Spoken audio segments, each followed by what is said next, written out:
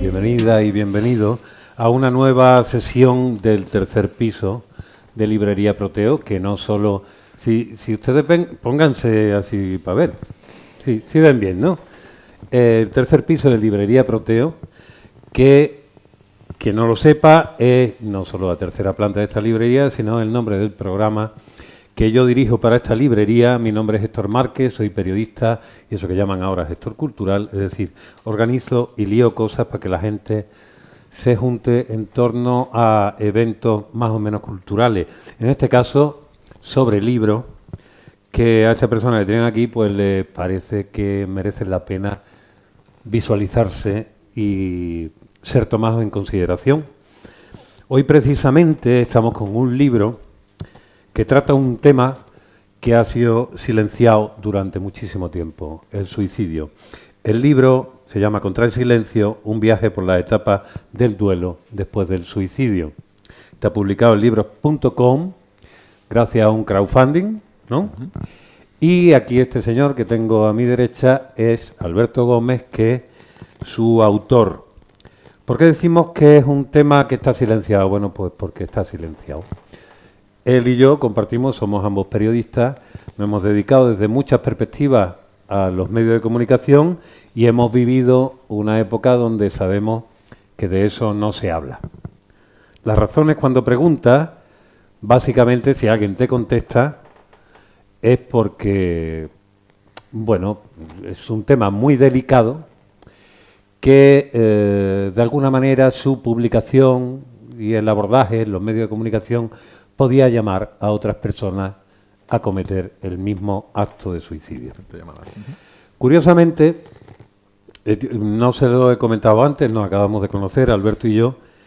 Yo recuerdo que cuando entré a trabajar en los medios de comunicación, en Diario 16, apenas llevaba una semana y un amigo mío se suicidó. Un amigo mío del instituto, Antonio se llamaba. Y yo ya entonces publicaba columnas en el periódico con seudónimo, porque me decían que no podía publicar tanto, se me notaba, entonces yo publicaba las columnas con seudónimo. Se llamaba Antonio y se suicidó muy cerca de donde yo vivía, en un acto absolutamente premeditado, y nos enteramos porque él y su novia, que decidieron un suicidio conjunto, ella, por lo que fuera, se despertó y él no. Tomaron pastillas y esas cosas. Yo sí publiqué una columna que se llamaba Suicidio, que estaba escrita en un tono poético porque era algo que no resultaba difícil de entender, y aunque no fuese alguien tan cercano como en el caso de la persona que hoy aquí nos toca, que habla del suicidio de su hermano y que ha publicado este libro 20 y tantos años después de que aquello se produjera. Exactamente. Todo esto es para que entendamos un poco la magnitud de un problema que parece que solamente existe en las personas y en las familias que lo sufren, en las personas más allegadas, pero que hasta el año pasado era la primera causa de muerte entre los jóvenes de este país, y el año pasado mismo pues cerca de 4.000 personas se suicidaron, no solo jóvenes. Con nosotros hoy también está José Carlos Bouso. Él es psicólogo clínico y doctor en farmacología. Le preguntaremos después de un poco de datos generales para digamos, identificar el fenómeno a nivel global, con hechos, con datos, hasta donde se puede. Y también es un grandísimo experto, uno de los mayores expertos que hay, no solo en España, sino en el mundo, del uso de psicodélicos, de medicina y plantas psicodélicas para el tratamiento también, entre otras cosas, de traumas, enfermedades mentales, procesos de duelo, etcétera, etcétera, etcétera.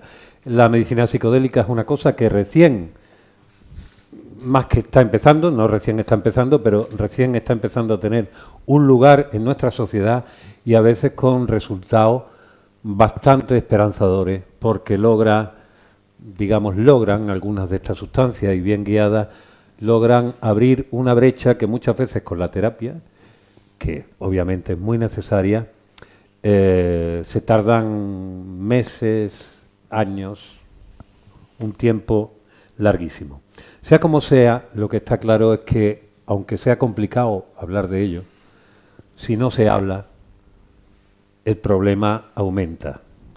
Hace un par de años, el Ministerio de Sanidad, junto con otros ministerios, decidieron acometer unas políticas y ya por lo menos existe un teléfono, el 024, donde personas cercanas o personas que tengan esos impulsos suicidas, que no sé si se dice de esa manera, puedan comunicarse.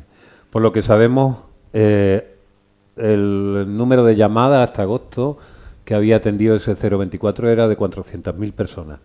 Curiosamente, porque ya lo hablaremos, hay 3 franjas importantes donde se producen, digamos, ese tipo de impulsos: la franja de los 20 años, la franja de los 45 a los 50 años y la franja de 70 años en adelante. Clarísimamente, no hay que ser ningún experto en sociología ni en psicología para darnos cuenta que son 3 de los momentos en los que un ser humano se enfrenta ante las expectativas sociales, ante qué voy a ser directamente. Las causas intrínsecas del suicidio, de eso podremos hablar ahora, que es lo que lleva a las personas a cometerlo. No hay una sola causa, hay una mezcla de ellas. Y, por supuesto, hay entornos que favorecen más o favorecen menos a que eso pueda suceder. Pero la presencia hoy aquí de Alberto es que él, en donde ha querido poner el foco, no es en esa especie de agujero negro que se marca y que se crea cuando tú no puedes saber las razones que llevaron a una persona a cometer suicidio del todo, porque básicamente no has podido hablar con esa persona. Y salvo algunos casos excepcionales, no dejas nada detrás de sí que te ayude a entender lo que es inentendible. El foco, donde lo pone Alberto, es precisamente en lo que se llaman los supervivientes del suicidio. Tú hace un par de años, ¿no? ¿Fue? Tomaste contacto con una asociación en Barcelona. Llamé a una puerta. Llamaste a una puerta, te atreviste a cruzar. Ahora nos cuentas cómo es eso. Y a partir de ahí descubriste que no estabas solo y que y encontraste a muchas más personas que no conocías antes, que habían vivido procesos tan similares al tuyo, que aquella reunión poco a poco se fue convirtiendo aquel espacio en un espacio, no solo un espacio seguro, sino un espacio imprescindible. Imprescindible para ti, lo dice. Este libro no solo cuenta tu experiencia, sino cuenta también la de otras 10 personas que han querido permanecer anónimas, pero sí han prestado su relato para que esto aparezca. Aparecen con iniciales en todos los casos.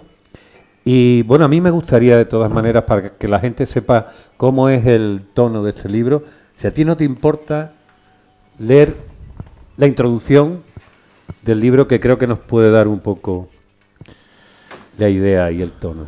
Bueno, yo, por supuesto, que me presto a leer una parte o cómo arranco en este libro, pero antes de nada, por supuesto, agradecer a la gente de la librería, a ti, Héctor, a Miguel y a todas las personas que hacen posible que durante un ratito hablemos de algo de lo que no se suele hablar y que duele mucho en no hablarlo. Después de una foto, precisamente, con mi hermano, pues quise arrancar algo así como diciendo por qué me dirigí, por qué llamé a esa puerta de esa asociación allí en Barcelona y por qué después de varias sesiones me decidí a no solo a escribir lo que yo sentía en esas sesiones, sino en llevarlo a un libro. Entonces, por eso decía que a mí ya desde muy pequeño ya me salían de manera natural líneas y líneas que describían lo que sentía, cómo disfrutaba o cómo sufría, lo que vivía por fuera y por dentro de mi piel casi siempre morena. Por eso no me extraña que a las pocas horas de la muerte de mi hermano, y es así, de noche y sin poder dormir, comenzase a escribir las páginas que jamás hubiera imaginado que escribiría, a las 3 de la mañana. Ahora las releo y siento un enorme escalofrío y quizás una cierta distancia. Sí, sigo siendo el mismo, la mayoría de las aristas de mi personalidad no han cambiado, pero hay cosas que ya no son como entonces. Ya no siento lo mismo hacia mi hermano. No he dejado de quererle, de echarle de menos, pero he dejado de odiarle. Por eso, hoy abundan la complicidad, la empatía, la admiración, cuando hasta ahora todo lo que salía de mi corazón me llevaba a un triste agujero de pena, ¿no? Como hablabas de ese agujero, ¿no? De rabia, de incomprensión. Me alegra haber escrito aquella noche, me gusta conservar aquello que escribí, y me alegra aún más que las reuniones de los grupos de duelo, de los que hablaba Héctor antes, me hayan llevado también a sentarme delante de una hoja en blanco para describir qué siento ahora, tantos años después. Para contarte por qué llora alguien por dentro, sin que le vean, sin que quiera que le vean, después de perder a alguien para siempre. Sin que pudieras haberlo evitado, sin que logres entenderlo del todo, sin que puedas pasar página fácilmente y sin que deje de doler.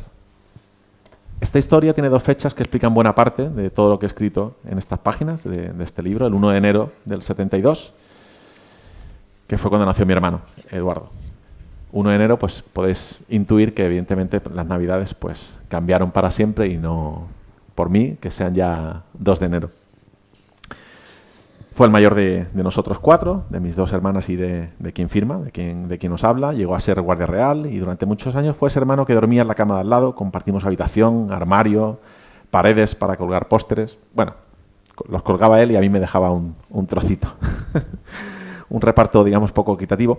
Y muchos ratos pues de deberes, de risas, leyendo pues cómics, ¿no? De Mortadelo y Filemón o las broncas de José María García, que las recuerdo perfectamente, en el transistor que sonaba cada noche cuando nos íbamos a dormir, ¿no? Y yo pensaba, joder, qué tío más cabreado, ¿no? Era un hermano al que idolatraba por el carisma que poseía, por cómo hacía pues con todos los chavales de una clase o de un campamento, cuando era monitor, por cómo era capaz de caminar por la orilla de una playa de Rota con una camisa blanca impoluta, con las mangas largas perfectamente arremangadas. Y desde esa orilla, precisamente, la que también a veces miro al mar, como para agradecerle lo bien que lo pasamos en aquellos veranos, que fueron pocos, pero y también por preguntarle a ese mar, casi sin sentido, pero también lo hago, el cómo le irán las cosas, o contarle cómo vean las mías. Era un hermano que hizo que se me erizase la piel en muchas ocasiones y con el que también me enfadé, por supuesto. ¿Cómo no te vas a enfadar con alguien al que admiras? El 5 de noviembre de 2020, como decía Héctor, tuve mi primer encuentro con la gente de SAS, después de llamar a esa puerta, después de enviar un mail, y llegué pues unos cuantos minutos antes de esa cita, a las 7 de la tarde, yo que suelo llegar tarde a todos los sitios. Rebosaba nervios, dudas, miedos, pero toda esa angustia desapareció en cuanto escuché que la persona que tenía enfrente, Lluís en este caso, también había perdido a un ser querido por suicidio. Fue la primera vez que yo escuché a alguien que me decía algo que yo también había pasado. Todas sus palabras me sonaron porque delataban las mismas lágrimas y el mismo estigma, pero también un camino y un esfuerzo por recordarlos, pero recordarlos con una mochila cargada de sonrisas y no con toneladas de tabú. Yo había decidido esperar 23 años hasta ese día, pero lo importante fue que después de ese primer encuentro, ese primer intercambio de palabras tan sinceras y tan dolorosas, vinieron muchos más.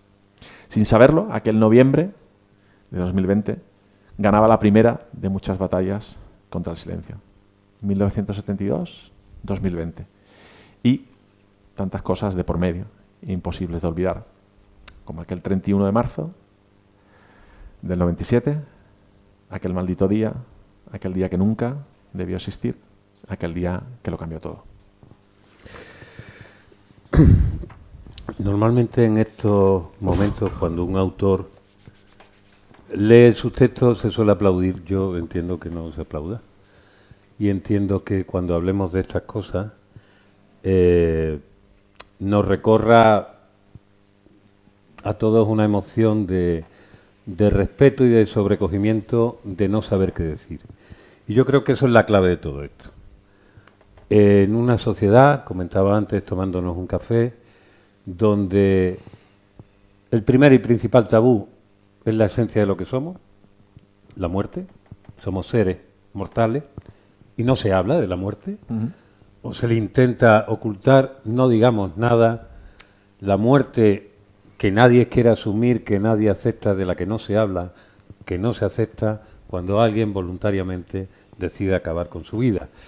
Sigue siendo algo incomprensible. Yo supongo que tú, con todos los años, antes de llegar a hablar de esto, también te has acercado, has intentado entender el fenómeno, que qué es lo que sucede. Supongo que hay unos elementos principales que son muy culturales, que deciden, como por ejemplo hace 10 años de eso no se hablaba públicamente y ahora se empieza a hablar poco a poco y a decir, oye, vamos a cambiar un poco el terreno. Ya se habla de la enfermedad mental, ya se hablan de los abusos, ya se habla de una serie de cosas que hasta entonces eran estigmas. Estigma no se podía hablar y es más, quien sucedía, hemos hablado de casos, hemos comentado casos de gente que quedaba, familias que quedaban marcadas no solo por el dolor de la pérdida, sino también por el señalamiento social. Haciendo un estudio un poco del origen cultural del suicidio, de qué se sabe, por ejemplo, sabemos que en Grecia el suicidio era un delito. Entonces, claro, cuando la persona que lo cometía tenía éxito y acababa con su vida, la consecuencia era que no se le podía dar sepultura a su cadáver, que era una de las cosas más terribles. Eso ha pasado aquí también hasta hace 2 minutos. Los camposantos están llenos de esa zona de los suicidas, como si se les negara el derecho a poder tener una vida eterna si tal cosa existe, una vida espiritual. No sé cuáles son las razones que llevan a la sociedad humana a hacerse esas preguntas y a ver algo que en el fondo no puede haber nada más doloroso e intentar taparlo y encima añadirle una dosis más terrible digamos, de silencio y de ocultación, que no hay nada más terrible que la invisibilidad, que la ocultación sobre aquello que sucede. Quería preguntarle, me vas a contestar a eso, también a José Carlos, tú eres, como hemos dicho, ¿lo mío? ¿La has apagado? No, está ahí. Tú también, es un tema que hemos hablado muchas veces, somos amigos, que tú has sufrido cercanamente y no en una sola ocasión, al menos en un par de ocasiones. Tus 2 mejores amigos se suicidaron. Uno, el otro era Espera. un buen amigo, Vale. más colaborador. Espera un segundillo. Pero también, Es que creo que la has apagado, que estaba encendido. sí. Pero también amigo, pero sí, justo a poco de terminar la pandemia, uno de mis mejores amigos de muchos años, pues también decidió irse. ¿Cómo afrontas eso? ¿Cómo lo haces? Tú eres psicólogo, es verdad que te lo has explicado muchas veces, que tu experiencia como terapeuta de estar al otro lado escuchando no duró mucho tiempo porque te has dedicado sobre todo a la farmacología, ¿no? Al estudio de todos aquellos fármacos y medicamentos químicos que pueden ayudar precisamente a todos esos procesos, ¿no? Pero ¿cómo lo afrontas cuando tú te enteras algo como eso? Bueno, pues supongo que como todo el mundo, ¿no? Al principio con incredulidad, luego con rabia, luego con tristeza y luego con resiliencia, supongo, ¿no? Y luego pues uno hace cosas en la vida, ¿no? Para, pues una de las cosas que hice, no solamente ocurrió esto, no voy a contar ahora mi vida, pero ocurrieron otras cosas que me hicieron salir de Barcelona y venirme al paraíso, que es la Cala del Moral, donde vivimos, ¿no? Entonces, pues digamos que la Cala me ayudó mucho a todo esto, ¿no? Yo vine pensando también que me quedaba poco tiempo de vida. Salíamos de la pandemia, no sé, veníamos de una situación muy terrible y por hablar de cifras, ahí fue justo además 2021 donde hubo el mayor pico de suicidios, ¿no? Desde el 2019, no, 2009 que se tienen registros, creo, registros más sistematizados, ¿no? O sea que esto fue una experiencia relativamente compartida. Lo que me ocurrió a mí con lo que le ocurrió a otra mucha gente en el Estado español, ¿no? que fue el pico más alto de la historia de España en suicidios. Aún así, hay que mirar las cifras también con la distancia que se merecen. Y España sigue siendo uno de los pocos de los países con menos índice de suicidios de toda la Unión Europea, ¿no? Incluso ha sido curioso, ¿no? Porque desde 2000, en los últimos 10 años, no ha llegado a subir ni siquiera un punto la proporción de suicidios, la tasa de suicidios, que se calcula en porcentajes por cada 100.000 habitantes, ¿no? Ahora mismo estamos, creo que en el 8,4%, un 13% para los hombres y un 4% para las mujeres, es decir, los hombres triplicamos la tasa en todas las franjas de edad, además. Pero es que la media de la Unión Europea ha descendido varios puntos en los últimos 10 años y está en el 13%.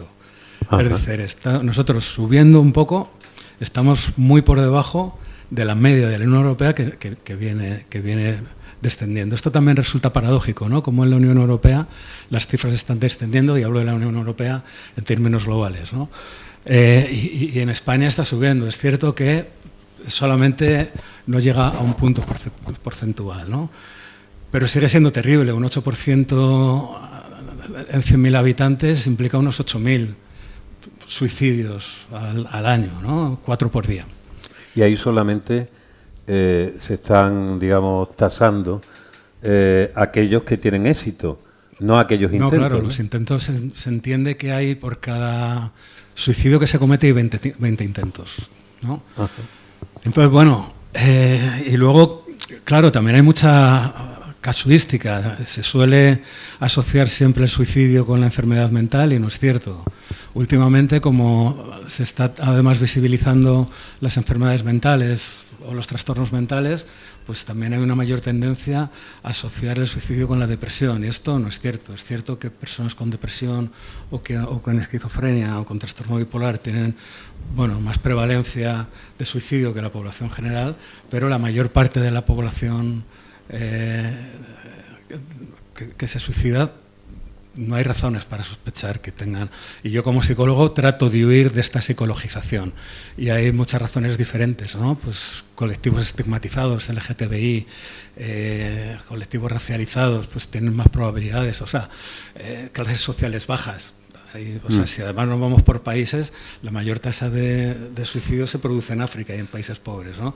Es decir, hay una serie de cuestiones estructurales, sin negar luego la parte psicológica y lo que pueda estar en casos concretos induciendo al suicidio, pero en términos estructurales es claro, ¿no? Que hay una serie de factores que están modulando. Y un factor del que no se habla y del que a mí se me ha censurado cuando lo he dicho, sé que aquí no se me va a censurar, no. Pero buena parte de la explicación de los suicidios, sobre todo en personas con depresión, es responsable de la medicación psiquiátrica. Acá. Se sabe que... Como consecuencia de efectos secundarios. Y esto es un hecho demostrado, documentado, y lo que pasa que a los que lo han documentado y a los que lo han demostrado se les silencia, porque también tampoco es... para la medicina hegemónica, que además representa la psiquiatría y que trata de luchar siempre con hacerse un papel dentro de la medicina científica, necesita sus medicamentos, ¿no? Para tratar problemas médicos como los trata, yo que sé, un cardiólogo o un endocrino. Pero desgraciadamente, pues los tratamientos psiquiátricos que tenemos a día de hoy están muy limitados, ¿no? Y sabemos que los antidepresivos, los inhibidores selectivos de la recaptación de la serotonina, tienen un efecto que se llama atacasia, que a muchas personas les pone nerviosos, les genera una incomodidad que es muy difícil de relajar y que en muchos casos termina convirtiéndose en suicidio o en violencia. Muchos ataques en escuelas norteamericanas de chavales están medicados con ISRS, ¿no?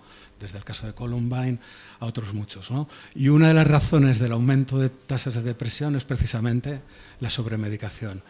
España es el primer país a nivel mundial en consumo de antidepresivos, ¿no?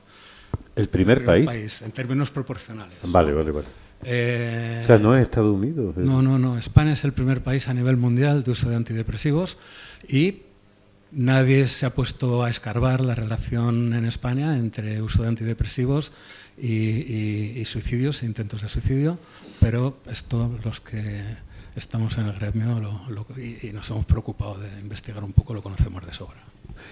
Ahora, después hablaremos de esos otros intentos de investigación con otros posibles remedios, otras medicinas y también con otras terapias. Vamos a ir a ti cuando se habla de esto, ahora que estás tú, digamos, que ya has decidido salir del armario. Totalmente. Directamente, ¿cómo son las primeras veces? Porque a mí hay dos preguntas aquí que leyendo además el libro y tal veo. Primero, el silencio en la familia. O sea, ese momento en el que sentís al principio que no podéis ayudaros y que se va optando poco a poco, pero muy rápido, por aparcar el tema. Taparlo y sepultarlo. Porque tú tienes... 2 hermanas. 2 hermanas más y Eduardo, que era tu hermano, sí. Y con estas 2 hermanas, sin hablarlo, sin decidirlo, sin ponerlo sobre la mesa, cada uno decidió intentar gestionar el duelo por su cuenta, y lo de intentar gestionar es un eufemismo, lógicamente. Una de mis hermanas, por ejemplo, iba bastante al cementerio, cosa que me he enterado hace relativamente poco, y le dije, ¿pero qué es bastante? Y me dijo, 3-4 veces a la semana. Y yo decía, o sea, sentí, vas 3-4 veces al cementerio sola las primeras semanas después de perder a nuestro hermano, y en ningún momento nos dijiste, venid conmigo, vamos juntos. No. Pero es que yo también voy al cementerio solo. Es una manera, pues evidentemente espontánea y natural que te nace de intentar gestionarlo y de intentar no hacerle daño a los demás, ¿no? Al fin y al cabo, ir al cementerio es un rato, ¿no? Es un mal trago. Entonces, ¿para qué vas a liar a alguien para que te acompañe? Mejor te lo comes tú solo. Y eso es lo que hice yo, eso es lo que hizo una de mis hermanas y eso es lo que hizo la otra. Y mis padres supongo que también habrán ido mucho. Y digo supongo porque tampoco les he preguntado, tampoco me lo han dicho. Es una manera de intentar hacer como que estamos todos bien, de disimular, de volver al trabajo, de volver a la universidad, de volver a hacer cosas. Como no llevamos luto ninguno, ¿no? De color, en este caso negro, ¿no? Pues hacíamos como que estábamos bien, aparentábamos que estábamos bien. Yo empecé a probar las asignaturas y aquello era cartón piedra, porque por dentro había algo no resuelto. Por dentro mi hermana no quería decirnos quiero ir al cementerio 2-3 veces por semana o 3-4 veces por semana, y cada uno pues fue haciendo cosas de manera, ya te digo, completamente íntimas, pero que generaban un magma de silencio y de estigma que evidentemente no nos ha favorecido, porque de hecho no hemos vuelto a pronunciar la palabra Eduardo en la salita, en esa mesita, ¿no? En la estufa y tal. No, han desaparecido sus fotos, y el día que es su santo, su cumpleaños, no hablamos. No ha vuelto a aparecer ninguna de las situaciones que compartimos con él, de todos los colores, alegres y menos alegres. Ninguna batallita, ninguna trastada, ningún día de los que consiguió una medalla nadando o jugando al waterpolo o montando a caballo. Eso como si no hubiera existido. Porque Eduardo además era el primogénito, ¿no? De la familia, y encima era un hombre tal como tú lo describes, brillante y de estos que tienen aura, ¿no? Estos que destacan y que no es... Era el que tiraba el carro cuando hacía falta. Claro. De una tienda de campamento, de un equipo, de un no sé qué. Sí, un tío con carisma, que conseguía cosas y que conseguía medallas, pero de las que no hemos vuelto a hablar. Y ahora cuando decides escribir el libro, que lo has sacado este año o a finales del año. Este año lo has sacado. En abril. ¿Tu familia? ¿Qué ha dicho? ¿Ha servido para acercaros un poco? Yo lo que les dije en su momento es que me iba a meter, o que me estaba metiendo en un grupo de duelo. Vale. Entonces, ese fue como mi primer paso a nivel personal de qué quiero hacer yo con el duelo y qué quiero hacer yo con la vida de mi hermano, más que con la muerte, sino con la vida. Decir, oye, la rescato, ¿Cuento las cosas bonitas que yo compartí con mi hermano o las dejamos ahí escondiditas? Y entonces, digamos que a raíz de ir a ese grupo de duelo, que evidentemente yo ese y cualquier otro grupo de duelo lo recomiendo porque es gasolina para tirar, nunca mejor dicho, para tirar para adelante. A raíz de ir a ese grupo empecé a escribir y entonces llegó un momento que les dije, voy a escribir un libro sobre mi grupo de duelo, sobre lo que es el duelo y sobre lo que yo estoy tratando de compartir en mis reuniones mensuales. Y me dijeron, Vale. y eso fue todo. ¿Y le has hecho llegar el libro? Supongo. Sí, me presenté un día ahí en Jerez, les llevé el libro no en este formato, sino antes de que fuera editado, y les dije, esto es lo que voy a publicar, y si no tenéis inconveniente, pues para adelante. No me pusieron pegas, al contrario, una de mis hermanas me dijo que no quería quitarle ni una coma, que se la había leído desde el principio hasta el final, y que, bueno, que ellos consideran que forma parte de mi proceso. Un proceso que ellos no han querido arrancar, que no han querido iniciar, pero que tengo que respetar. De hecho, una de las personas que más me ha acompañado en este proceso me dijo, no les pidas que hagan lo mismo que tú, no les exijas, no les empujes. Si un día quieren, lo harán. Y si tardan más o menos, pues aguántate y sé paciente. Pero no les... ¿sabes? No les fuerce a hacer esto que a mí me ha venido bien. Que al fin y al cabo tú has tardado 20 y tantos años, amigo. Claro. Quiero decir que tampoco... Entonces, eso he hecho y simplemente les dije que lo publicaría. La otra hermana me dijo mucho más tarde que sí, que se lo había leído, que tampoco tenía ninguna pega en que saliese, digamos, publicado así. Y creo que mi madre se lo ha leído y creo que mi padre se lo estaba leyendo. Vale. Pero es tan delicado el tema, y es tan delicada la escritura, y es tan delicado lo que cuento, que también es delicada la conversación, que si nunca ha existido, pues tampoco iba a existir ahora, por mucho que yo escribiese un libro. Claro. Hay cosas que me pregunto ahí, porque tú haces la referencia en un momento en el libro donde dice, vale, yo he estado desde la perspectiva del hermano menor, que su hermano mayor era su ídolo absoluto, su referente. Cuando yo veía arreglado vestirse y se iba a la calle, pensaba... Ahí va el tío. Claro. Puede conseguir lo que quiera. Claro. Y, claro, eso se frustra cuando de pronto se va y de pronto hay una parte tuya que lo odia también. Quiero decir que lo odia, ¿por qué has hecho esto, cabrón? Porque ves a tus padres destrozados. Claro. Porque los ves callados, los ves que les ha cambiado algo para siempre. No los ves con la misma alegría. Después sí, con el tiempo, pero durante mucho tiempo, durante los primeros meses, ves que hay algo que ya no va a ser lo mismo.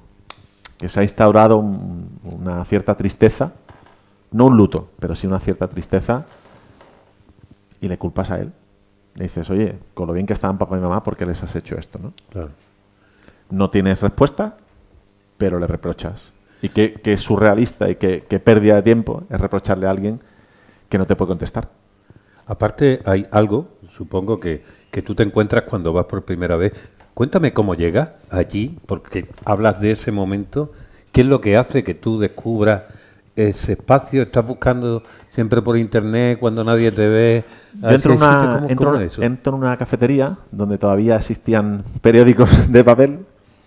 Y en la contra de La Vanguardia, en este caso, de un periódico, pues había una entrevista de la presidenta de DESAS. La presidenta de DESAS es una mujer que pierde a su hijo, creo que con 13 o 14 años, y busca respuestas, y busca a alguien que se parezca a ella. Y entonces lo que hace es crear una entidad, montar una entidad. Necesito montar algo en el que a lo que acudan personas como yo. Y lo ha logrado con el tiempo. Entonces, lo que monta pues es una entidad de duelo por suicidio, tal cual. Vamos a intentar acompañar a la gente que ha pasado lo mismo que yo al perder a mi hijo de 12 o 13 años, tenía Miquel. Y entonces yo en esa entrevista me doy cuenta, siento que está hablando una persona que podría ser mi madre. Porque mi madre ha perdido un hijo. Y entonces a mí en la cabeza y sobre todo en el corazón se me instala la idea de, oye, que sepas que aquí en Barcelona, en este caso, hay una asociación que monta unas reuniones, monta algo que a lo mejor a ti te podrían venir bien. Y yo en vez de llamar al día siguiente o a los 2 días o a los 3 días, pues tardé unos 7, creo que 7, 8 años. Porque no quería llamar a esa puerta. Porque llamar a esa puerta es reconocerte también. Es decir, esto es como un alcohólico, parecido a Alcohólicos Anónimos. Tal cual. Directamente. Y ahí has es descubierto... reconocer que yo tengo un duelo mal gestionado. Pues es una debilidad. Y no solemos reconocer las debilidades. Los seres humanos no estamos bien hechos. Con lo cual, pues, tardé, pero mejor tarde que nunca. Ahí habrás descubierto cosas, digamos, esa sutileza que pasamos desapercibidas muchas veces, pero que cuando te metes, bien sea por la terapia, bien porque estudias psicología, bien porque seas escritor, periodista, que cuentes historias de las pequeñas diferencias o las grandes diferencias que se producen por género, por clase social, por cultura, todas esas cosas que nos hacen diferentes, pero que después son muy profundas, por cronología, la edad que tengas, cómo procesas las cosas. Cuando tú te encuentras con ese grupo, os juntáis gente de todo pelaje, distintas edades, relaciones familiares, filiales diferentes, o sea, te encuentras padres, hermanos, novias, novios, te encuentras de todo, amigos. ¿Qué diferencias fundamentales ves o en el fondo descubres que todos están tratando lo mismo? Mira, enfadarse con esa persona que se fue es muy, muy, muy, muy común y muy general. Ajá. ¿Por qué te duele? Porque dices, ¿pero por qué te fuiste? ¿Por qué no avisaste? ¿Por qué no pediste ayuda? ¿Por qué no? ¿Por qué no? ¿Por qué no? ¿No? O y sí.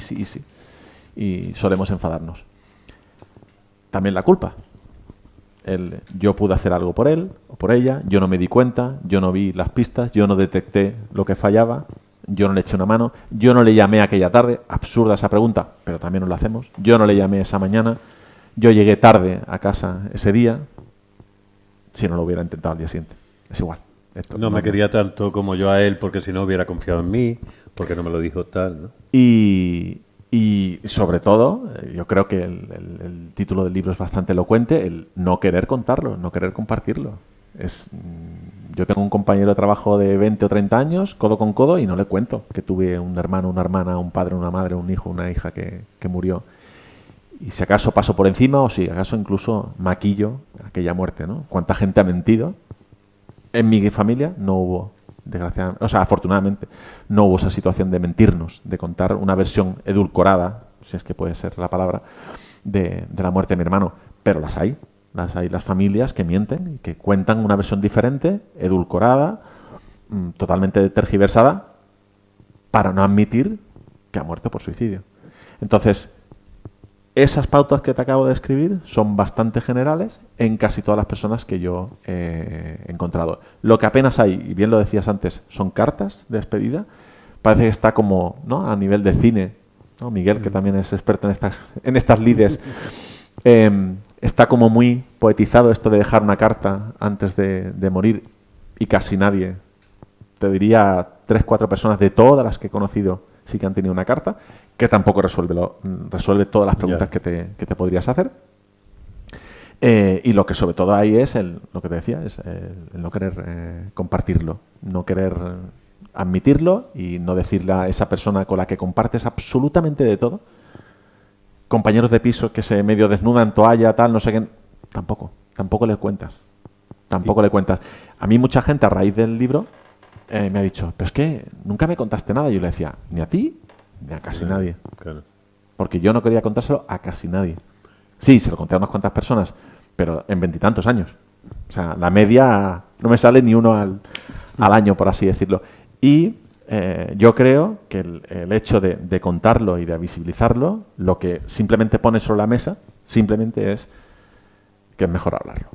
Y es mucho mejor compartirlo y rescatar esas historias desde el principio de aquella vida, en el caso de mi hermano desde el 72, que no empezar por el final y solo contar que mi hermano murió y ya está. ¿Y tú tienes una sensación ahora, que ya lleva 4 años con este grupo, que digamos que ya ha resuelto el problema principal, o ahora entramos en otro tipo de relaciones? Vale, yo ya he resuelto lo mío, ahora, a ver, tú eres periodista,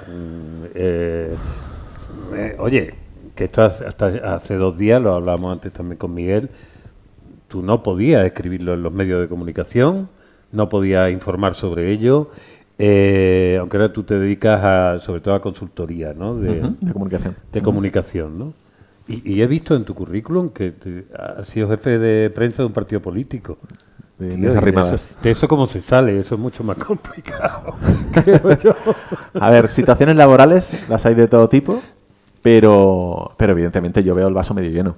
Vale. Yo veo que hay entrevistas, que hay reportajes, que hay entidades, que hay un cierto relativo o modesto presupuesto, ¿no? O ayudas o marquesinas donde aparece el número de teléfono al que hay que llamar si lo estás pasando mal, pero queda por hacer.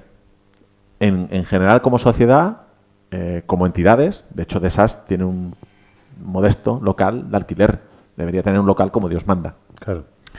Esas entidades deberían tener muchas más ayudas y tener pues más sofás, más sillas, más espacios, más libros y más profesionales que atiendan a la gente que llama a la puerta. Y presencia en los medios de comunicación. Hoy en 59 segundos vamos a tratar este tema, ese tipo de cosas. O sea, normalizar lo que claramente no está normalizado por la sociedad, porque hay, más allá, todos damos por hecho muchas cosas.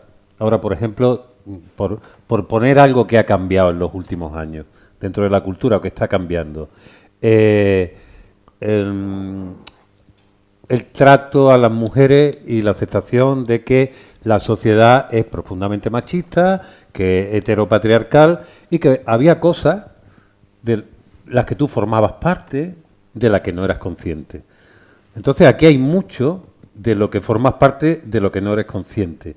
No sé dónde creéis, ahí os hago la pregunta a los dos, ¿dónde está la almendra? ¿Por qué esto es tan... se oculta tanto? ¿Por qué es lo que hay? ¿Cuáles son la razón o las razones? Porque como nunca se ha hablado, es algo que parece que si no se habla no existe, y a los que se atreven les cuesta muchísimo y les da vergüenza. Claro. Yo siempre digo, y no conozco en lo personal, siendo los dos de Barcelona, a Ricky Rubio, no lo conozco, pero me encantaría decirle, Ricky, no sabes el favor que le hiciste a la gente, no a la gente que lo pasa mal a nivel mental, sino en general como sociedad, el hecho de que tú dijeses, oye, no estoy bien para jugar, no estoy bien mentalmente para jugar, me bajo. Claro. Y me bajo y me bajo de una competición importante, no sé si era de Europa o a nivel mundial. Es un tipo que evidentemente tenía todas las herramientas para jugar y meter no sé cuántas canastas y triunfar y conseguir una medalla, pero en ese momento mentalmente, emocionalmente no estaba preparado y levantó la mano.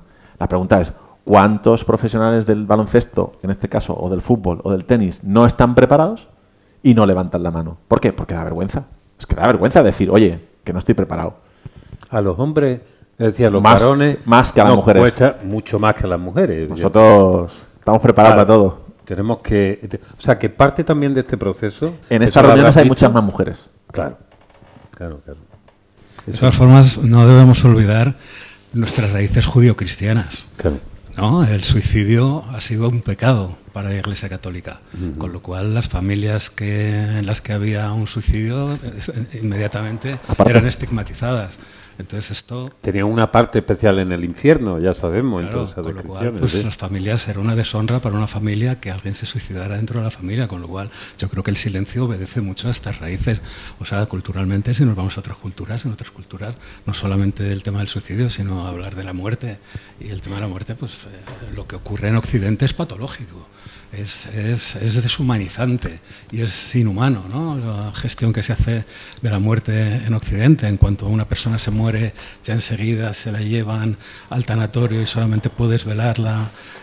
Y bueno, ha sido un proceso de deshumanización, creo, que se ha producido en la sociedad española que antes no había, ¿no? Yo he velado a mis abuelos en casa, ¿no? Y les hemos velado a los abuelos en casa. Entonces, a medida que también creo, ¿no? Y estas son opiniones personales, no son profesionales, ni mucho menos, ¿no? Pero creo que a medida que nos vamos distanciando del fenómeno natural del morir y de la muerte, pues también se va generando esa barrera en la que hay una confabulación a nivel social de silencio. Porque abordar estos temas pues solamente se pueden abordar en situaciones más o menos íntimas, ¿no? Y tendemos pues quizá a tener cada vez menos oportunidades de poder tener estas oportunidades íntimas. O sea, el otro día vi una película que se llamaba Destellos, que es el proceso final de la vida de una persona, ¿no? Y bueno, cómo es el acompañamiento y cómo es el proceso final de la muerte, y lo que decían en la película, ¿no? Cuando llegaba el médico de cuidados paliativos, decía, cuando vivíamos en los pueblos estábamos acostumbrados a que cuando se moría alguien sonaban las campanas, todos sabíamos que sonaban las campanas, sabíamos que alguien había muerto, la gente hablaba de que había muerto, si salías a la calle te encontrabas el cortejo fúnebre. Esto cada vez está más escondido, ¿no? Y cada vez más apartado. Entonces, claro, o sea, la confabulación del silencio, se suman estas raíces judio-cristianas a la separación que tenemos cada vez más con la muerte, ¿no? Los enfermos en fase terminal al hospital. Todo, ¿no? Todo está tratando de separarlo, ¿no? De la naturalidad y la naturaleza que implica el acto de morir acompañado, ¿no? Creo que esto es la peor consecuencia que tiene todo esto, ¿no? La sociedad, la soledad a la que se ve abocada mucha gente a la hora de morir, incluso la gente que intenta y que consigue suicidarse. De hecho, además pensaba cuando estabas contando esto, ya los que tenemos una cierta edad lo hemos visto ir perdiéndose, pero hemos visto los velatorios de la tita no sé cuánto en el pueblo tal, que duraban varios días.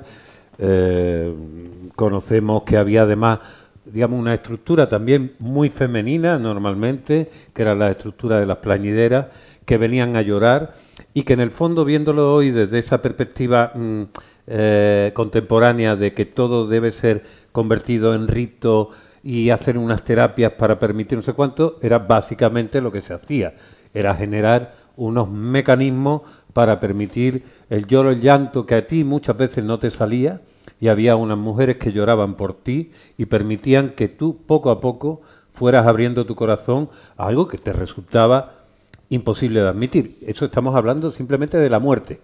Ahí estamos hablando de la muerte.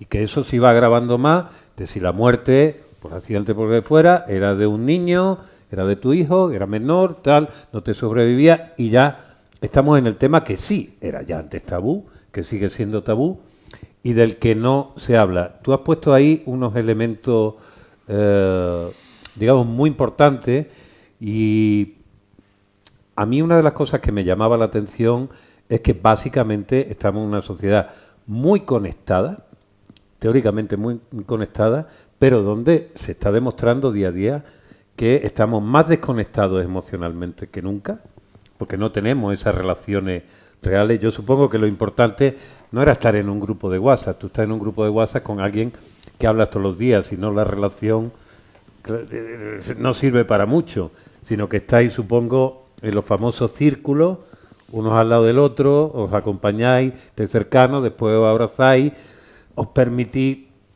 digamos, expresiones emocionales que tú ni siquiera te crees que podías tener, a las que les tienes mucho miedo, pero que una vez que las tienes y ves que no te pasa nada, que no has perdido el respeto de los demás, te produce un enorme alivio y un crecimiento personal extraño. A mí hay algo que me gustaría que me dijera. ¿Cómo crees tú que has crecido emocionalmente en estos últimos 4 años? Bueno, yo he crecido muchísimo en el sentido de, uno, admitir las debilidades, admitir que echas de menos a una persona, admitir que te enfadaste con él. Hostia, es que no es bonito decir, me enfadé con mi hermano. Claro. Que le dije de todo, que le reproché, que le culpé de pues esa tristeza que se instauró, digamos, y ese silencio que se instauró en casa. No es bonito, ¿no? Decirle a un hermano, joder, cabrón, que, ¿no? Y lo hice y lo admito, pero también reconozco que me cansé. Es que enfadarse con una persona, imagínate, levántate cada día y, ¿no? Ahí como un martillo pilón. Y dejé de pues poco a poco conseguí dejar de enfadarme. También lo que he conseguido, por supuesto, es, oye, a cualquier persona que necesite, que quiera, que desee o que sienta que un grupo de duelo le puede venir bien, que se acerque, que llame, que escriba un mail. De hecho, Desast actúa en Barcelona, actúa un poco en España, pero también por mail, o sea, perdón, por videollamadas. Uh-huh. También atiende gente de América Latina, por ejemplo, ¿no? Pues oye, bienvenida sea una charlita, aunque sea por videollamada, que no quedarte en ese inmenso silencio en el que siempre hemos estado mis hermanas y yo hasta hace muy poquito, ¿no? Yo creo que más que, como decías, ¿no?, de crecer, yo lo que he hecho es visibilizarlo. Vale. Y por eso, una vez que empecé a ir a ese grupo y a escribir, y ahí rondaba en mi cabeza la idea de escribir un libro, cuando algún compañero se me dirigía y me decía, oye, ¿y si te hago una entrevista? Como Miguel decía, hombre, claro, no pretenderás que yo escriba un libro y que rechace una entrevista. Claro. Y alguna vez me decían, oye, ¿y podemos decir tu nombre? Y digo, claro, es que si no estaría tirando piedras contra mi propio tejado al ocultar mi nombre o el de mi hermano. Eso sí, que me cuesta, claro. Es que no es una cosa que yo haya practicado mucho pronunciar su nombre. Pero poco a poco lo voy diciendo. Y poco a poco, pues eso, he ido rescatando historias y simplemente poniéndolas sobre la mesa, que existieron tanto como las malas. Que suspendió, sí, claro. Que le castigaron, sí, claro. Hizo trastada, sí. Y con la moto se pegó algún piño, sí, claro. ¿Quién no? Pero vamos a contarlas. ¿Y tú lo que no hacemos ningún bien, creo, ningún favor a esa persona y a la familia, a los amigos, es hacer como si no hubiera pasado, como si no hubiera existido ni mi hermano, ni la moto, ni el instituto, ni las veces que aprobó o que cateó. Uy, catear, hace tiempo no decía catear. A suspender o...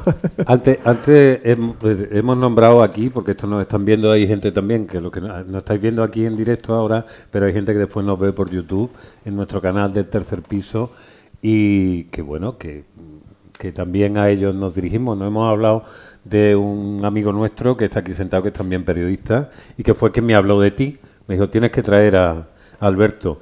Y un valiente de los que se atreve a entrevistarme, por ejemplo. Claro, él y yo ya nos conocemos hace muchos años y sabemos de qué pie cojeamos cada uno y cómo precisamente esta cosa de correr el velo y de desvelar y de comunicar, sabemos que es nutritiva contar las cosas y visibilizarlas, por supuesto, y a ser posible intentando dar veracidad a los hechos. Esto es lo que ha sucedido. Miguel, que me gustaría ahora pasarte un micro. Miguel ya estaba aquí. No, espera. Tengo aquí otro. Tenemos. Tú me vas a decir que no hace falta porque tú proyectas bien, pero que esto es para la posteridad digital. Miguel, tú has escrito 2 libros. Estos 2 los has presentado aquí. Has escrito otro más que no has presentado aquí, pero de estos 3 sobre personajes muy famosos de una época, de nuestra infancia, juventud, Maritrini, Amparo Muñoz y Waldo de los Ríos. 2 de esos 3, uno se suicidó, murió, y otra, Amparo Muñoz, tuvo intento de suicidio. Bueno, casi todos los personajes que pasan por experiencias difíciles cuentan que en un momento concreto de su vida estuvieron tentados de darle quizás la solución menos conveniente, ¿no? Y el caso más llamativo, sin duda, es el de Waldo de los Ríos, porque ilustra muy bien cómo evolucionó la sociedad española en esa mirada hacia el suicidio. Waldo de los Ríos se suicida en marzo de 1977, con 42 años, cuando está en la cima del éxito. Recuerda a la gente que no lo sepa solamente quién era Waldo de los Ríos. Es director de orquesta, el fabricante de gran parte de la música que el país ha cantado en los años 60 y 70, y una mañana de marzo de 1977, una medianoche, la medianoche de un día de marzo, decide acabar con su vida. Decide esa medianoche porque él había comprado la escopeta casi un año antes, y todo su círculo más íntimo sabía que guardaba una escopeta en el garaje, y se había obsesionado con la idea de que en una sesión de Ouija le habían anunciado la fecha de su muerte, y se había obsesionado con esa fecha, y atravesaba una situación emocional y sentimental, había perdido 30 kilos en 6 meses y, en fin, y había generado una angustia acerca de una inminente ruina, de perderlo todo, de quedarse sin dinero. Todo eso estaba en el conocimiento de sus más íntimos. Todo el mundo sabía que estaba mal. Y sin embargo, nadie pudo hacer nada, nadie dio la voz de alarma, nadie consultó a un profesional, nadie... simplemente se quedaron como espectadores de una historia que parecía que era irreversible, que estaba contada y que estaba anunciada. El primer caso de suicidio que aparece con sensacionalismo en la prensa española. Estamos en un momento crucial de la historia de España. Franco ha muerto hace años, un poco más, ni 2 años antes, y los medios están empezando a ganar parcelas de libertad. La libertad de información está ganando, digamos, losetas, y ahí encuentran un tema fascinante, sin censura, donde por primera vez nadie les dice esto no se publica o si se puede. Y entonces entran morbosamente hasta el punto que dan toda clase de detalles sobre el suceso. El fotógrafo llega a entrar incluso hasta la morgue y el redactor cuenta los detalles de la herida y cómo sangraba y por dónde demás. Es decir, con toda clase. Y a partir de ahí el suicidio se vuelve silencio. Waldo cae en el olvido, yo me cruzo con él y tiro del hilo de la historia cuando ya la sociedad española empezaba y empieza a no sentirse incómoda cuando se habla del suicidio. Yo tengo una teoría sobre por qué, en cuanto a los medios, por qué los medios... Es verdad que está la teoría esa del efecto mimético y que el efecto dominó, llamada, sí, el efecto llamada, el efecto como le quieran llamar. Es verdad que existe. Yo tengo una experiencia personal que no sé si vale como teoría. Cuando yo era joven, yo trabajaba en una emisora de radio en un pueblo y tenía apenas 22, 23 años. Y alguien en la policía, el día que llama y tal, me dicen, pues un señor se ha suicidado en la caldera, en la sala de máquinas del hospital. A mí me pareció que era un hecho, en fin, y había sido pues un escandalazo en el hospital ese día, tal, porque fue... Y pues, yo me enteré de todos los datos y por la mañana, pues a la hora siguiente se los conté a mis oyentes. Y dije, pues ha pasado esto, mire usted, tal. Nada. Y a los pocos días, como a la semana o a los 10 días de aquello, yo salía para tomar café de la emisora y había un señor tocando el fono y le digo, ¿qué busca? No, la radio. Ah, pues no sé, pues sí, siga ahí. No, es que quiero localizar al que ha dado la noticia. A un tío que ha dado la noticia. ¿La noticia de qué? Ya iba yo a saltar yo. Dice, la noticia que nos ha jodido la vida. Y entonces... ¿La noticia que...? Que nos ha jodido la vida. Vale. Y entonces, al contrario, ya ahí... Claro. ¿Cómo? Sí, porque han contado por la radio que mi padre ha muerto en estas circunstancias. Y eso nos ha jodido la vida. Entonces, yo no fui capaz de decirle a ese señor, he sido yo. Claro. Y a mí lo que me generó fue un sentimiento de angustia y de culpa. No por la memoria del finado, sino por la presencia, o sea, el dolor en presente. El futuro, presente que y futuro de esta había causado, familia, quizá, claro. Y durante muchísimo tiempo yo me pregunté si yo había actuado deontológicamente de una forma correcta, si yo había faltado a algún principio ético, si de verdad todo hay que contarlo, todo lo que pasa es noticiable y todo, si eso también estaba dentro del derecho a la intimidad de las personas. En fin, a mí me generó una angustia que tardé 25 años en resolver. Hoy creo que en los parámetros de todo lo que consideramos noticioso, respetuoso con la privacidad, en fin, en la más pura deontología profesional, no debe haber inconveniente, porque si no lo que funciona es la doble moral de si es rico y famoso y si tal sí, ahí sí hablamos, y si no, claro. no, y, en fin, ese galimatías que no conduce. Pero lo último que quería, la última reflexión que quería trasladaros, que la he escuchado, ha salido varias veces en la conversación, en vuestras 3 intervenciones, y es una cierta asociación del suicidio a la idea de la muerte. Y eso creo que es un error. Es verdad que la muerte es siempre el final de todo, es el último capítulo de todo, pero de cualquier cosa de la que hablemos aquí será siempre el último capítulo. Pero creo que lo novedoso o lo valiente podría ser asociarlo o enfocarlo hacia la idea de la vida que no ha podido llevar a cabo la persona que toma esa decisión, la vida que tienen que seguir viviendo aquellos que rodearon a esa persona. Es decir, si lo viéramos desde este lado, desde el lado de la vida, ¿cambiaría la imagen? ¿Cambiaría la impresión de las cosas? Esa es la pregunta que yo os dejo a vosotros. Yo creo que sí, pero no sé qué opináis vosotros. A mí me gustaría también abrir, hoy no somos muchos, sospechábamos que este espacio que se suele llenar, hay poco a poco que ir abriendo grietas, como decía Leonard Cohen, hay una grieta en todas las cosas y es por ahí por donde entra la luz. Y aquí es lo que pretendíamos hacer, ¿no? Tu misma fotografía de la portada en negro con 2 manos grises que poco a poco van abriendo, digamos, esa grieta. Pero la gente que tenemos aquí, uno se pregunta, dice, si alguien quiere hablar, quiere compartir algo, quiere decir algo,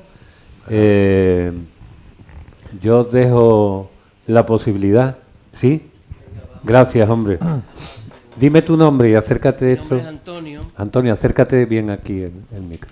Y bueno, desde el no saber me evocan tantas cosas. Porque la realidad personal, ¿no?, del autor, ¿no?, la realidad profesional de los periodistas, de los psicólogos, de las personas que trabajan con plantas, ¿no?, sobre la muerte de un ser querido. Digamos, es un plano que lleva a lo emocional, ¿no?, que lleva a las necesidades de entidades, de atención a las personas que están vivas. Ahora, más allá de eso, estaba recordando una conferencia de Lacan, donde él se pregunta lo siguiente, dice, lo que yo no entiendo es cómo no se suicidan todos con la vida que llevan. Eso, está bien. Acércate, si no te importa, Antonio, un poquillo más, es que no se escucha si, poquito. Si yo sé que tú eres... de la manera más... Y una cosa no invalida la otra. Entonces, en ese sentido, la muerte no sabemos, pero sí hemos estudiado y hemos visto distintas religiones, espiritualidades. Sobre la muerte hay cientos de versiones, y versiones que son vivas en distintas culturas. Las culturas que trabajan con las plantas, cuando José Carlos habla, ¿no?, de la farmacología, ¿dónde situar, ¿no?, esa relación con la muerte de cada uno?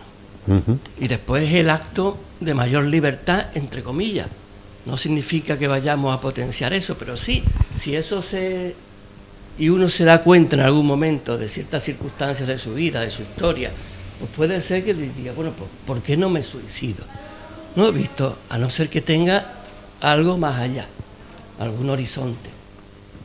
Y ahí, pues, cómo dar, digamos, esperanza, entre comillas, a las personas que están, pues, en estas circunstancias, que somos todos, ¿no? Pero al ver cada uno, yo no he tenido esa experiencia cercana, ¿no? ¿Cómo no dramatizar, ¿no?, más allá del duelo personal necesario y que hay que llevar adelante, ¿no? Entonces, por ahí más o menos... Bueno, gracias, Antonio. Aquí el compañero comentaba precisamente esas sociedades, esas situaciones en las que parece que que han naturalizado o que han hablado mejor de la muerte de lo que lo hemos hecho aquí, ¿no? De la muerte y sobre todo del suicidio, ¿no? Yo creo que todavía nos coge con el pie cambiado, todavía no sabemos gestionarla. También hago alusión a cómo contárselo a los niños. Claro. Es muy complicado contarle a un niño que el abuelo o la abuela ha muerto. Normalmente mueren de vejez, por así decirlo, ¿no? Pero es complicado. A mí, por ejemplo, no me dejaron ir a los entierros de mis abuelos. Y no lo considero un trauma, pero lo vi como normal. Ahí van los mayores, los pequeños no vamos, estamos vetados, ¿no? No sé si le haces un flaco favor a ese niño al que no le dejas ir al entierro, al funeral o lo que sea, en función de lo que dure, lo poco que dura un funeral hoy por hoy, ¿no? Pero es mucho más complicado, creo, explicarle una muerte por suicidio. Entre otras cosas porque te dicen, bueno, si no es por enfermedad, si no es por vejez, si no es por un accidente de tráfico, ¿qué te lleva a ti a morir si no tienes, ¿no? Si no reúnes ninguno de esos parámetros, ¿no? Y yo creo que si se miente en muchas familias o en muchas esferas de la sociedad en la que nos movemos, aquí en España al menos, que surja la mentira hacia los niños, no es que yo lo defienda, pero lo entiendo. Lo entiendo porque es aún más complicado, ¿no?, gestionar la conversación con un niño respecto a una muerte, más aún si es por suicidio, ¿no? Entonces yo creo que nos faltan pasos por dar, nos faltan pues años, supongo, de naturalizar, ¿no?, o de venerar a esas personas, ¿no?, como hacen en México el 1 de noviembre, y no lo hacemos aquí, sino que les lloramos, ponemos flores o no hablamos de ellos. Y no les hablamos tampoco a los niños, aunque esos niños hayan conocido a esa persona y se merezcan la parte verdadera de la historia, ¿no? ¿Se la cuentas luego, más tarde? Sí, pero esos años, esos niños se han hecho las preguntas de, oye, ¿qué pasó con mi tío, con mi abuelo, con mi abuela, ¿no? Incluso, y yo tenía la sensación de que iban hablando entre los sobrinos. Y se van, ¿no? Aquello de, oye, ¿qué habrá pasado, tal? Y a lo mejor no tienen una versión del todo correcta de lo que ha pasado. Entonces es mejor que eso lo cuentes tú. Pero evidentemente esto es la teoría y luego viene la práctica. Yo creo también que estamos viviendo en una época, una sociedad, estoy absolutamente con José Carlos, con las cosas que dice Antonio. No quisiera que mis opiniones fueran ni resultaran irrespetuosas, porque creo que son precisamente las opiniones globales las que son irrespetuosas contra lo que es la vida, lo que yo entiendo que es la vida. Y la vida es una experiencia personal, directamente, de la que estamos cada vez más desconectados en esta sociedad. Con respecto al tema de los niños, no es una experiencia que yo recomiende. Yo tenía 6 años cuando vi matarse a un amiguito jugando a un juego en el que yo estuve durante 50 años pensando que era el responsable de la muerte de ese niño. 50 años después pude dar con un hermano de ese niño que todavía no había nacido, lograr y decirle, yo fui la persona que estaba allí al lado de la muerte de tu hermano. Logré volver a aquella casa, hablar con la madre que yo vi llorando como una piedad con el niño que cayó desde varios pisos de la casa a escasos 500 metros de aquí. Menos. Y se abrió la cabeza jugando con nosotros y se hizo un charco de sangre. Esa madre, que entonces sería joven, que a mí me parecía mayor, porque lo que no abrazaba al niño, que llevaron al hospital y finalmente no sobrevivió. Recuerdo perfectamente que con pelos y señales todo lo que sucedió, cómo sucedió, dónde estaba cada uno, el color, las palabras de lo que se dijo, todo. No logré, digamos, cerrar el círculo de aquello hasta que este hermano que no había existido entonces me dijo, ¿quieres venir un día a mi casa? Volver allí. Volví a 50 y tantos años después y primero me sirvió para decir, esto era como lo recordaba, pero la escala es completamente diferente, porque yo era un niño. y me presentó a la madre, que me reconocía evidentemente de aquello, y le dije, yo soy el que estuvo con, no digo su nombre, aquel día. Tú eres ese, claro. Y hubo un momento de esto de mirarte a lo largo de los años, porque eso es una cosa que las madres no superan nunca jamás. Y lo único que vio y se dio cuenta en mi cara de adulto ya mayor es que yo necesitaba que me dijera aquello. Dice, tú no tuviste la culpa. Quiero decirte, aquello es una cosa, una sensación, es distinto. Aquí no hay suicidio.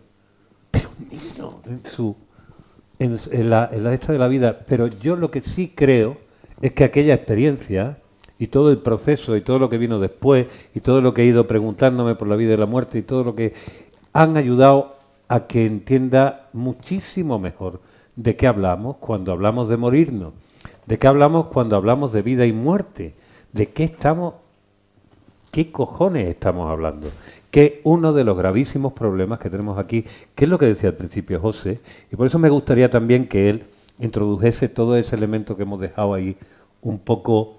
Hoy en día, en esta sociedad que niega todo eso, que niega la vejez, que niega la muerte, que niega todo aquello que pueda parecer que no somos inmortales, se está investigando mucho y con unos pasos impresionantes dados en una serie de compuestos químicos, muchos de ellos nacidos de plantas, que se llevan utilizando desde toda la vida de Dios y que están demostrando ser utilísimos para enfrentarse a aquello que no podemos ni siquiera nombrar. Cuenta un poco eso.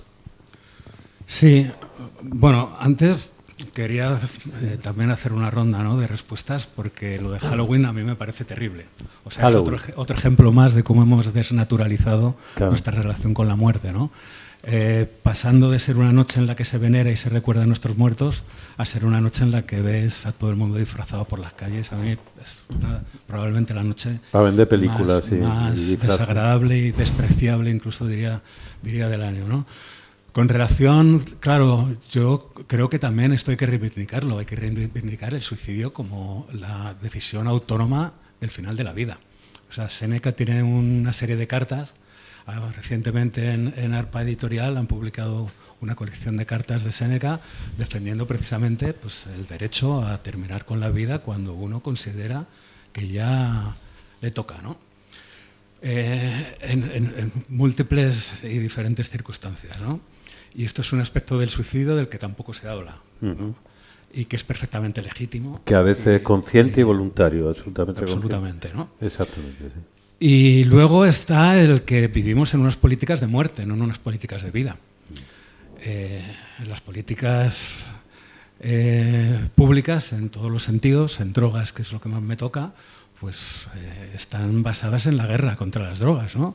Y en tratar de evitar que la gente consume drogas a base de generar muertes, desplazamientos, fumigaciones, es decir, los horrores de la guerra contra las drogas no lo voy a mencionar ahora. Y eso se traslada a otros ámbitos de la vida, ¿no? Y la guerra contra las drogas en parte está sustentada por la psiquiatría, que considera que el consumo de drogas, pues, produce enfermedad mental. Y buena parte de lo que rige nuestra vida en la cosa social está regida por la psiquiatría y está regida por la enfermedad mental, es decir, por la muerte en vez de por la vida. Y si alguien se suicida es que probablemente tiene un problema de enfermedad mental, y al que se queda pues probablemente va a tener un problema de enfermedad mental, y los criterios para medicalizar el duelo cada vez son más cortos. Creo que ahora ya a los 3 meses, si sigues teniendo lo que llaman síntomas de duelo, que por otra parte el duelo es la experiencia humana por excelencia, ¿no?, pues ya se está medicalizando, ya hay criterios de SM5 para tal. Entonces, claro, la tensión a la que estamos sometidos cuando vivimos en políticas bajo las políticas de la muerte en vez de desde las políticas de la vida impide que podamos pensar en el suicidio como en un acto de vida para los que se quedan, ¿no? Y ahí es un poco donde entran. Yo, afortunadamente, tengo la suerte de tener un círculo cercano en el que estas cosas no son tabú. Y probablemente no son tabú porque me dedico a investigar las drogas psicodélicas, algo que genera muchas frustraciones porque también es un tema tabú, pero algo que también genera muchas alegrías. Y una de las alegrías que genera, yo trabajo en una fundación que se llama ICERS, que radica en Barcelona, es el International Center for Ethnobotanical Education Research and Services, que sobre todo estudiamos cuáles son los beneficios sociales que puede tener el uso de plantas psicoactivas, principalmente ayahuasca, pero también iboga y otras plantas, ¿no? Claro, cualquiera que haya tenido una experiencia con un psicodélico, pues lo primero que sabe es que se enfrenta a la experiencia de muerte. Con lo cual, si quieres hablar sobre tu experiencia con psicodélicos, no te queda otra que hablar sobre la desaparición, sobre la finitud de tu existencia. Entonces, cuando te rodeas de gente que ha tenido experiencia con psicodélicos, que ha tenido experiencias con plantas y que ha tenido tal, pues claro, cuando se suicida Jordi o cuando se suicida Xavi, pues la cosa no se oculta, todo lo contrario, la cosa se habla. Cuando me dijiste, ¿cómo superaste? Bueno, es que el día que a mí me llaman y Jordi se ha suicidado, primero fue aislamiento, por supuesto, pero ya vino alguien a sacarme de mi casa para llevarme donde estaban celebrando una fiesta mis amigos y donde de lo que hablamos es de lo que estaba pasando, porque, bueno, pues para el trabajar en estas cosas, como digo, genera muchas frustraciones, pero una de las alegrías que genera es esto, es que tienes un círculo cercano y muy cercano en el que la muerte no es un tabú, en el que el duelo no es un tabú. Está Débora González, ¿no?, que es experta en uso de ayahuasca para procesos de duelo. Si además hemos ido a la selva con los Ipigo, pues sabemos qué tal. Es decir, que hay una serie de prácticas que facilitan precisamente el poder hablar de la muerte, tener una experiencia que puede ser parecida a la muerte, que es la experiencia psicodélica, y que hace que pensemos en la muerte en términos de vida y no en términos de muerte, ¿no? Ya entrando en plano más técnico, hablando de investigaciones, bueno, pues a día de hoy creo que el psicodélico más reconocido para prevención del suicidio es la ketamina. La ketamina está autorizada desde hace poco en España por la Agencia Española del Medicamento, incluso financiada por la Seguridad Social, y desde el año 2000 ya se conocen los efectos antidepresivos de la ketamina y el efecto sobre todo para revertir las ideas de suicidio, las ideas suicidas. Entonces, como profiláctico, pues ya hay una medicina que funciona más o menos bien. Pero bueno, luego están pues todas estas medicinas que se están tratando de transformar o de drogas que se están tratando de transformar en medicamentos, ¿no?, como es la MDMA, la psilocibina. La psilocibina, uno de los principales usos que tiene ahora mismo es precisamente la psilocibina, para quien no lo sepa, es el principio activo de una especie de hongos. Sí, de los honguitos, hongos mágicos. Lo que llaman monguis por aquí, tal, ¿vale? ¿No? Bueno, pues uno de los principales usos que se está haciendo ahora es precisamente en personas con enfermedades terminales, ¿no?, para, bueno, reconciliarse con la vida en los últimos meses de su existencia, porque la gente en fase terminal también necesita esperanza, que es lo que hace que a uno tenga ganas de seguir adelante. Es decir, en esto también se está revirtiendo. Ojalá empiece a ocurrir también cuando hablamos de la muerte y cuando hablamos del suicidio, que se empiece a revertir como se está revirtiendo el tabú que existe o que existía sobre las medicinas psicodélicas, que están pasando de ser drogas a ser medicamentos. Que para mí tampoco es lo deseable, medicalizar estas experiencias. Pero bueno, la cultura que viene asociada con la desestigmatización de los psicodélicos y con las ceremonias que se van produciendo a nivel comunitario con ayahuasca y con otras plantas, pues para mí forman parte de una política y de una estrategia de generar vida y de tratar de confrontar estas políticas de muerte en las que estamos inmersos en estas sociedades contemporáneas. José, vamos a dejarle el momento final a Alberto, al que de nuevo te agradezco que vengas aquí y que continúe y que vaya a muchos lugares para abrir esto. Si hubiese alguien que está viendo esto, que está en tu misma posición de hace 4 años, ¿qué es lo primero que le dirías? Que yo creo que abrirse, compartirlo,